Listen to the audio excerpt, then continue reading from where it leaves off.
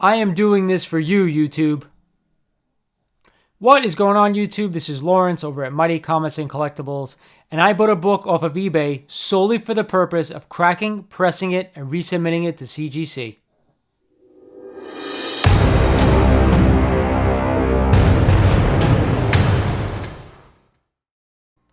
So this is the book that I actually purchased off of eBay, guys. As you can see, it's an older label CGC book. It is a 3.0, Amazing Spider-Man number 20, the first appearance of the Lizard. Now, whenever I'm scrolling on eBay, the first thing I do when I see an older CGC label is to actually look at the book and see if it would benefit from a press. I think that's a wise practice, especially nowadays with pressing being such a big thing.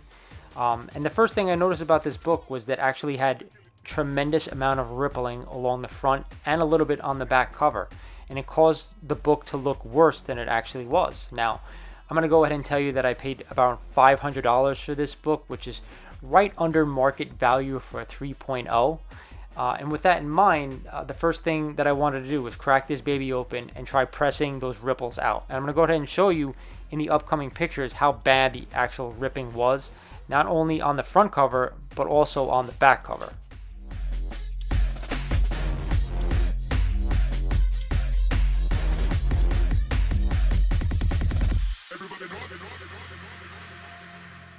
So I'm sorry for the light glare, guys, but I wanted to shine as much light as possible on the book so you can kind of see what I was talking about.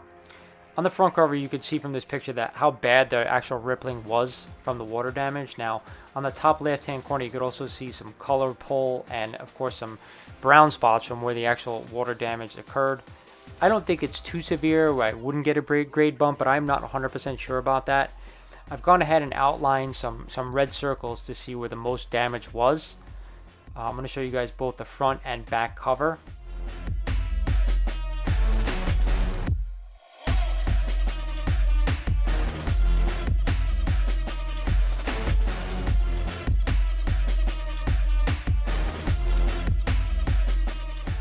You can also see some of the brown spots on the back of the cover to show you where the water kind of got through the book. And there are also, unfortunately, some dark spots on the staples themselves.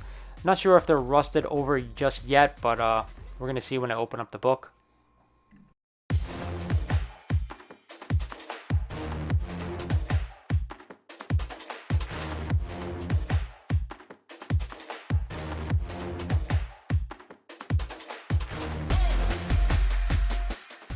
Now, of course, this is a picture of the book outside of the main plastic case. I kind of went ahead and did that off camera so I wouldn't kind of mess it up. It is very nerve-wracking getting that case off and actually getting it out of the plastic sleeve as well.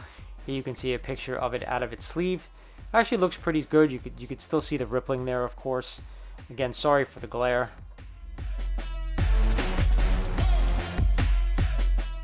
So what I went ahead and did was actually put this book in an actual water bath for about 3.5 hours. Of course, it's not actually touching the water itself. It sits above the water in a sealed container. And I went ahead and pressed this book overnight for about 22 hours. And actually, this is what we see. All the rippling is gone off the front cover. It actually came out beautiful. Of course, like I said, nothing to do about the brown spots on the front or back cover. But the front looks beautiful. All the rippling is gone, and the back itself too. Nice and flat, nice and clear. And hopefully we get a bump on this book, guys. You guys let me know what you think of this video. I think we did a good job. I think this book's definitely going to bump. I'm not sure if it's going to go to a 3.5 or 4.0. That water staining on the back and front cover, the brown spots that there's nothing I can really do about. I'm not sure how hard they're going to hit this book because of that. But let's go ahead and submit this book eventually and see what we get. But overall, I think it presents much better. It's a beautiful looking book now and well worthy to be in the collection. Alright guys, that's it for this short little video. I hope you guys enjoyed it. I want you to go ahead, I want you to comment down below and let me know what you think.